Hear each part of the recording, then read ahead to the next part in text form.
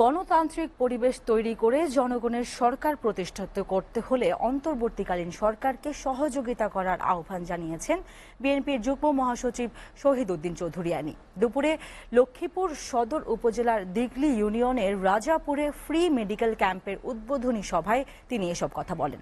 আইনি বলেন, গণতন্ত্র ও ভোটাধিকার আদায়ের লড়াই এখনো শেষ হয়নি।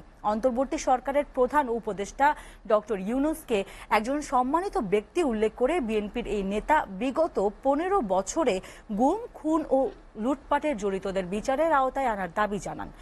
তার আশা, দেশ সংস্কারের পরই নির্বাচন অনুষ্ঠিত হবে। সে নির্বাচনের মাধ্যমে দেশে জনগণ সরকার প্রতিষ্ঠিত হবে। সভায় জেলা বিএনপির বিভিন্ন অঙ্গ সংগঠনের নেতাকর্মীরা উপস্থিত ছিলেন। দিনব্যাপী এই কর্মসূচিতে বন্যা কবলিত প্রায় 6 শতাধিক মানুষের মাঝে ফ্রি চিকিৎসা সেবা ও ত্রাণ সামগ্রী বিতরণ করা হয়।